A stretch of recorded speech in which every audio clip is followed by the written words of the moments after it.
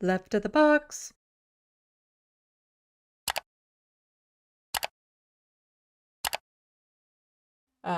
Philip B.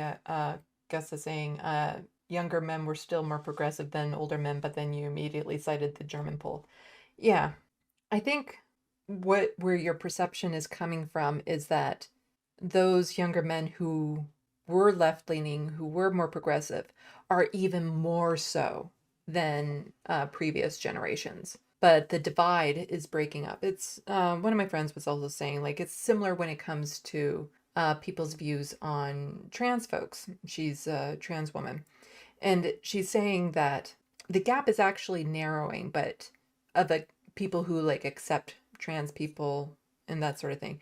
And that actually, like, the largest part of the population just doesn't care. Like, it's just, whatever, live your life, whatever.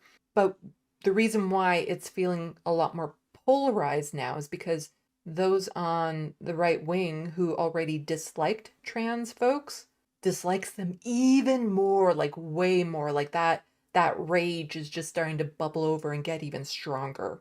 And they're starting to lash out and stuff. And so there are, because again, these are just polls. It's not saying every young man. So there's already a lot of young men who are left and progressive. And those young men, I imagine, are far more left and progressive than the older generations. However, we do have this issue where there's a lot more men going into the right wing because of issues that we've already talked about with the economy and being laughed at and mocked a lot of the time by, you know, people on the left, unfortunately.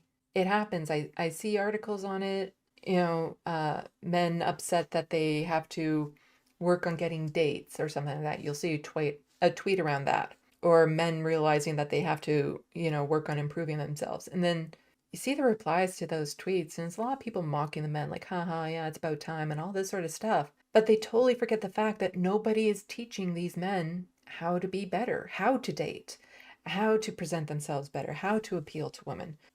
People on the left aren't doing that. They're just kind of assuming that they should know somehow.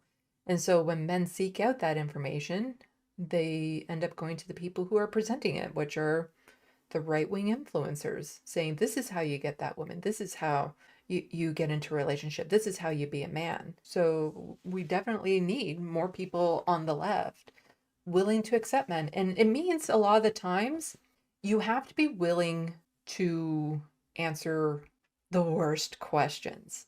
I'm the type of person, if something is asked to me in good faith, no matter how bizarre, no matter how obvious it is, I'll answer it because you don't know until you know.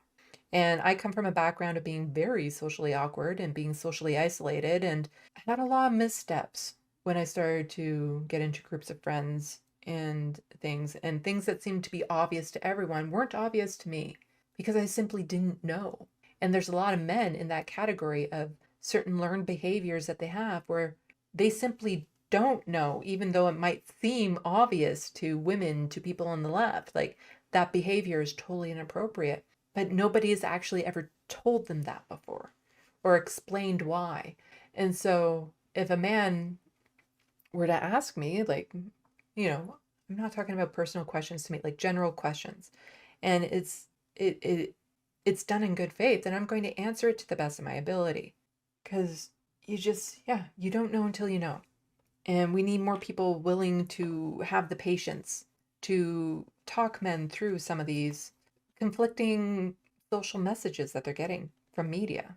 Because a lot of them are conflicting as to how best to interact with people. Bad lefty, two people can ask me very same question and get two very different responses based on whether they think they asked in good faith. Yeah. And part of that is, like, for me, learning personally, like, I want to be able to ask certain questions without feeling like I have to be ashamed of asking questions because, yeah, you don't know until you know. And if people are ashamed for asking the question to begin with, then they're going to shy away and not even bother asking that question. But also, I used to tutor English to newcomers in these conversation circles. And so these newcomers were immigrants or students, so they already had like a working understanding of English, but the slang, the idioms, the flow was what they were working on. And I was one of the younger volunteers, and as soon as they realized I would answer any of their questions, honestly, I got a lot of questions that the older volunteers were not comfortable answering. But it's the thing, like they're learning the language. They need to know these things. You can't shy away from talking about them if this is something that they want to know. Like one of the first things they would ask me is what is the racial slurs for them? And I was a little naive, but I don't know that many. It would be more like, you tell me what you heard, and I'll be able to tell you if that was a slur. But it's important to be open and not shy away from answering honestly when they ask you these questions. And that goes for men just trying to figure out relationships. Like they're constantly being told, you need to learn to be better. You need to do this. You need to, stop doing this, stop doing that, stop. But nobody's telling them the right way to do it or a better way of doing it.